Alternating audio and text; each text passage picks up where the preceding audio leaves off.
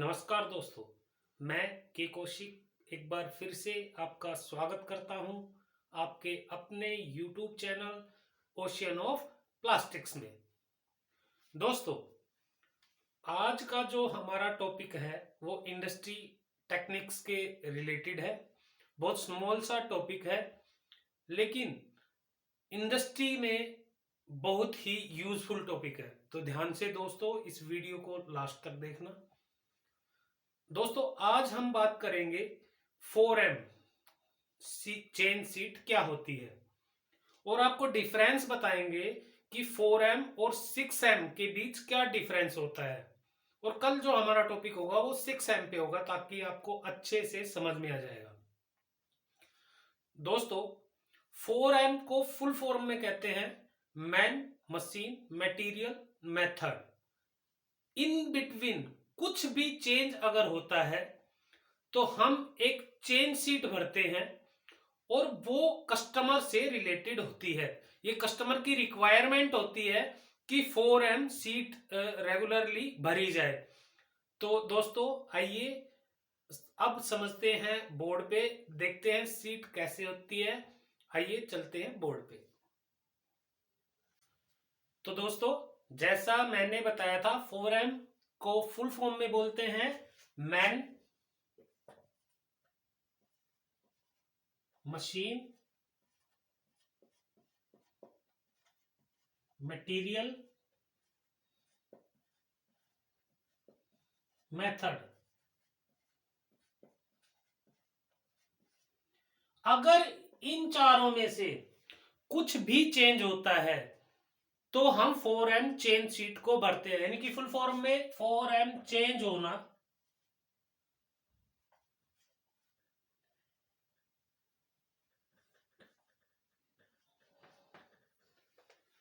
ही 4M chain seat है। अब इनमें से चेंज किस टाइप्स होते हैं दोस्तों? सबसे पहले तो ये ध्यान रखना, एक टॉपिक आएगा कल हमारा 6M। कई बार जो इंटरव्यूअर होता है वो कंफ्यूज कर देता है कि 4M चेक सीट, वो 4M जब पूछता है तो बंदा 6M के बारे में बताना लग जाता है। तो आज हम आपको इस वीडियो में डिफरेंस भी बताएंगे कि 4M और 6M में क्या डिफरेंस होता है। आइए पहले समझते हैं 4M सीट क्या होती है, किस तरीके से man machine material method change होते हैं। तो आइए जानते हैं सबसे पहले मैन। दोस्तों, रेगुलरली हमारी एक ऑपरेटर स्किल्स होती है। किसी भी लाइन पे काम करने का जो स्किल्स होता है वो ऑपरेटर स्किल्स हम अपनी लाइन पे अवेलेबल रखते हैं कि इस लाइन पे 7 ऑपरेटर्स वर्क करते हैं। लेकिन इन बिटवीन अगर कोई छुट्टी पर है, अगर कोई किसी कारणवश आया नहीं है, या कोई किसी कारणवश इंडस्ट्री छोड़ चुका है, तो उसकी जगह हम एक नया चेंज देंगे। तो हमने उसकी जगह मैन पावर को चेंज किया, तो चेंज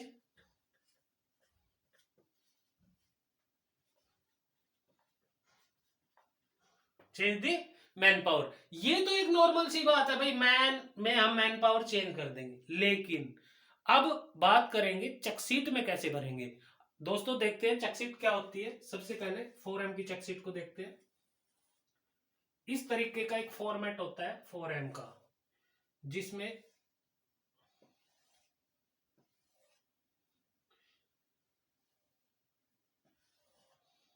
फोर एम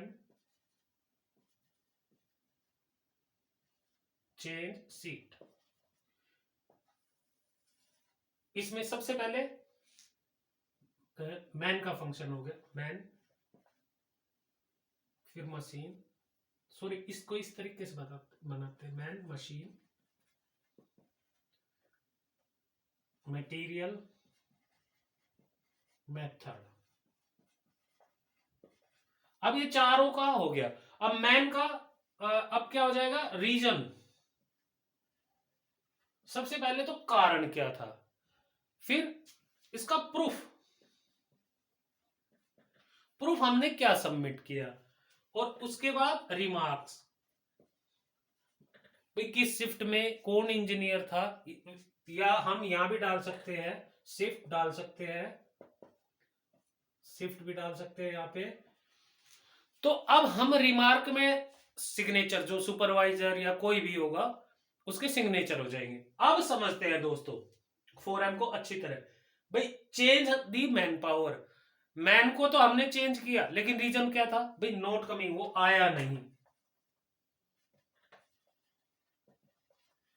ये कुछ भी कारण हो सकता है, फीवर था, किस कारण नहीं आया, वो हम इसमें डाल सकते हैं। अब प्रूफ, ये हमारा सबसे महत्वपूर्ण जो समझना है हमें, कि प्रूफ क्या लगाया, कि जो हमने नई मैन पावर लगाई है वो सही वर्क करेगी, इसके लिए हमने क्या प्रूफ सबमिट किया।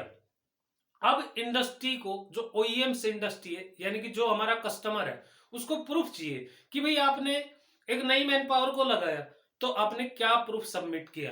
तो मान लीजिए हमने उसको ट्रेनिंग दी, अब रिकॉर्ड हमें वो भी मेंटेन करके चलना है कि मैन पावर को जब चेंज किया तो हमने क्या किया। मान लो हमने ओजीटी लगा दिया, यहाँ पे लिख दिया ऑन जॉब ट्रेनिंग, कि हमने उसे ओजीटी दी, हमने उसे बताया काम कैसे करना है, समझाया कि वो एक लाइन पे काम कर रहा था, मान लो वो लाइट इंडस्ट्री में काम कर रहा था और लैंड स्वाइपिंग का काम करता था, तो हमने रिमार्क में डाला कि भाई उसे हमने ट्रेनिंग दी, और उस ट्रेनिंग के फॉर्मेट में हमने नीचे रिमार्क में लिख दिया क्या ट्रेनिंग दी, कि लैंस में हमें ये प्रॉब्लम्स देखनी है, उसके बाद हमें उसे वाइप करना है और नेक्स्ट स्टेशन पे देना है, और उसके सिग्नेचर। तो ओजीटी में हमारे प्रूफ आ जाए, ओजीटी हमारा प्रूफ में आ गया, और यहाँ पे उसके साइन सिग्नेचर हो जाएगा रिमार्क में। समझ में आ रहा होगा दोस्तों। सेकंड हम मानते हैं मशीन।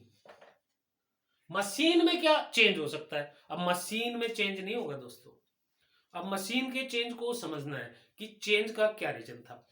मान लीजिए हमारा कोई प्लास्टिक मटेरियल चल रहा था, और जो हमारा प्लास्टिक मटेरियल चल रहा था वो 5 नंबर मशीन पे चलता है और 6 नंबर मशीन पे चलता है। मान लीजिए वो दोनों ही मशीनें 220 टनेज की है, और कस्टमर की रिक्वायरमेंट थी कि मेरा जो मटेरियल है वो 220 टनेज पर ही चले। लेकिन पीपैप में जब भी हम परमिट करते हैं तो हम टनेज का एक रेशियो ले लेते हैं कि हम ये मटेरियल आपका 200 टन से और 300 टन के बीच चलाएंगे। अब हमारे पास मान लो 320 टन की अप्रोक्सी चलता, अप एंड डाउन 20 हो सकता है, कि 320 टनेज की जो मशीन थी वो खाली थी। अब हम उस पर वर्क कर सकते हैं, हम वर्क तो कर सकते हैं, लेकिन हमारा रीजन क्या था कि मशीन प्रॉब्लम थी। मशीन में क्या प्रॉब्लम थी वो हम यहाँ पे डालेंगे, मशीन की प्रॉब्लम्स को यहाँ पे रीजन में, कि क्या प्रॉब्लम थी। मान लो मशीन का प्लंजर ब्रेक था, प्लंजर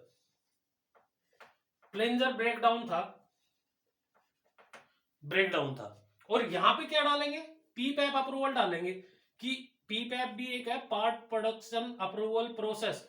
पीपैप ये हम आगे आने वाले टॉपिक्स में आपको समझाएंगे कि पीपैप में अप्रूवल दिया था, उसकी सबमिट कॉपी यहाँ पे पीपैप कॉपी को सबमिट कर देंगे दोस्तों, और इसी तरह यहाँ पे साइन।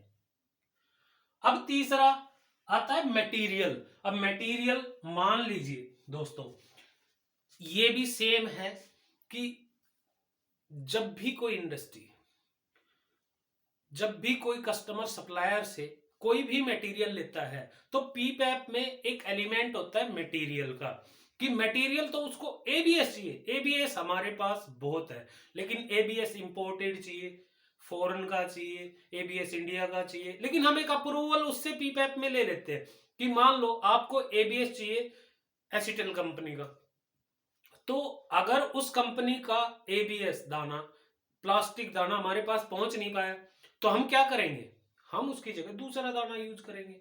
तो उसके लिए हमें अप्रूवल चाहिए, और अप्रूवल हमने पीपैप में ले रखा है, यानी कि हमारे पास वो जो अप्रूवल सेकंड का लिया था वो प्लास्टिक मटेरियल हमारे पास अवेलेबल होना चाहिए, वरना हम मशीन को नहीं चला सकते हैं। तो इसमें भी रीजन क्या हो गया कि नॉट अवेलेबल, वो हमारा जो मटेरियल जो आपने आप रेगुलरली यूज कर रहे थे, आप उस जिस मटेरियल में रेगुलर इस कंपोनेंट को बना रहे थे वो नॉट अवेलेबल है। अब अवेलेबल नहीं है, लेकिन प्रोडक्शन तो होना है, कस्टमर को तो मटेरियल जाना है, तो हमने उसकी जगह मटेरियल को चेंज किया है, चेंज करके हमने दूसरा मटेरियल चला है, तो फिर वही प्रूफ में क्या आ जाएगा, पीपैप कि पीपैप के अकॉर्डिंग चलाया है, पीपैप की एक कॉपी वहां पे अप्रूवल कॉपी जो कस्टमर अप्रूवल करके देता है वो कॉपी यहाँ पे सबमिट हो जाएगी। इसी तरह बात करते हैं मेथड की। अब मेथड दोस्तों बहुत इंपॉर्टेंट टॉपिक है मेथड।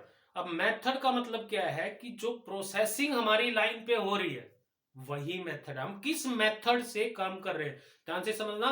प्रोसेस मेथड में सिमिलर सा फर्क है कि प्रोसेस तो जिस प्रोसेस में काम कर रहे हैं, लेकिन मेथड की मेथड क्या यूज कर रहे हैं, उस चीज को किस तरीके से हाईलाइट कर रहे हैं। अब उसमें कोई चेंज अगर हो रहा है तो भी हमें 4M चेंज शीट में उसे भरना पड़ेगा।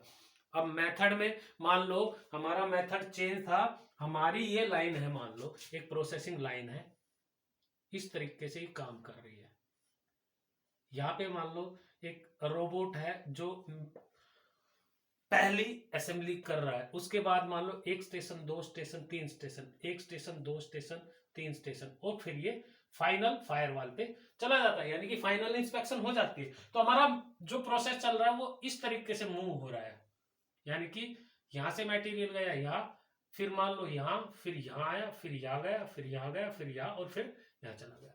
अब इसमें अगर हमने कुछ चेंज किया, चेंज क्या किया दोस्तों, मान लो हमारा ये रोबोट नहीं चल रहा है, या मान लो हमारे पास इस स्टेशन का बंदा नहीं है, हम दूसरा बंदा भी अवेलेबल नहीं है, तो हम क्या करेंगे, हम मेथड को चेंज करेंगे। हम मेथड चेंज क्या करेंगे कि ये पार्ट यहां से यहां जा रहा है, फिर यहां से यहां आ रहा है, हम इसी को डिवाइड कर देंगे दो भागों में कि भाई आधा ये काम ये कर ले और आधा ये कर ले, और फिर यहाँ पे ये मटेरियल दे दो। तो चेंज, ये पूरा प्रोसेस चेंज हो रहा है, यानी कि एक मैन पावर और मैन पावर की शॉर्टेज है, अवेलेबल नहीं है, तो हमने उस मेथड को चेंज किया है। जो फ्लो रेट था हमने उस फ्लो रेट में डिस्टरबेंस किया है। तो ये भी हम कस्टमर को इस चेन शीट के माध्यम से प्रदर्शित करेंगे, दिखाएंगे, दर्शित करेंगे कि हमने चेंज करना पड़ा। अब उसके लिए क्या था कि मैन पावर नॉट अवेलेबल है एंड नॉट एडजस्टेबल है, यानी कि वहां पे कोई मैन पावर और जो न्यू मैन पावर है वो एडजस्ट भी नहीं हो पा रही है, तो मेथड में चेंज किया, और इसका अप्रूवल भी पीपैप में ले लिया जाता है। या अगर पीपैप अप्रूवल हमारे पास अवेलेबल नहीं है तो हम क्या करेंगे, इसकी एक प्रोसेस फ्लो डायग्राम लगा सकते हैं, यानी कि उस दिन का special process flow diagram with inspection report, training, other कोई भी डॉक्यूमेंट्स लगा सकते हैं। इंस्पेक्शन हाईलाइट या प्रोडक्शन डाउन जा रही है वो शीट लगा सकते हैं। तो दोस्तों इस तरीके से हम 4M शीट को भरते हैं। आशा करता हूं आपको समझ में आया होगा। लेकिन अब रिक्रूटर्स क्या है कि कंफ्यूज कर देता है कि 4M चेन शीट, जैसे पूछता है इंटरव्यूअर कि 4M क्या होता है, और हम लग जाते हैं 6M के बारे में बताने। 6M में भी man, machine, material, method, measurement और एनवायरमेंट, ये सब आते हैं। एनवायरमेंट का मतलब 6M में लेना चाहते हैं तो एनवायरमेंट को मदर नेचर भी कहते हैं, तो वो 6M हो जाता है, यानी इसका हुआ डायग्राम जिसे बोलते हैं, इसका सेकंड नेम भी है फिश बोन डायग्राम भी बोलते हैं। फिश के आकार का होता है, इसके बारे में हम आपको कल बताएंगे। लेकिन बोथ डिफरेंस क्या है ये मैं आज आपको इन बिटवीन डिफरेंस बता देता हूं। दोनों में क्या है कि 4M सीट कब भरी जाती है, 4M सीट तब भरी जाती है जब मैन, मशीन, मटेरियल, मेथड में कोई चेंज होता है। लेकिन 6M क्या होता है, 6M एनालिसिस स्टैंड होता है, किसी प्रॉब्लम को ढूंढने के लिए होता है। तो दोनों में डिफरेंस क्या होगा कि ये तो तब भरी जाती है जब चेंज होता है, 4M चेंज शीट सर तब भरी जाती है जब चेंज होता है, लेकिन 6M तब हम फॉलो करते हैं, तब हमें किसी प्रॉब्लम को ढूंढना होता है, प्रॉब्लम के रूट को समझना होता है। तो आप, आशा करता हूं आपको समझ में आ गया होगा कि दोनों में क्या डिफरेंस होता है। तो दोस्तों आज के लिए इतना ही, कल हम बात करेंगे हमारे नेक्स्ट टॉपिक 6M पर, और उसके बाद आपको अच्छी तरह क्लियर हो जाएगा 6M और 4M का। दोस्तों आप मेरी वीडियो को लाइक किया करें अगर अच्छी लगती हो तो, और चैनल को सब्सक्राइब करना बिल्कुल ना भूलें। इसे और लिंक को औरों को भी शेयर कीजिए ताकि ज्यादा से ज्यादा लोग इसका फायदा उठा सके। आज के लिए बस इतना ही। नमस्कार।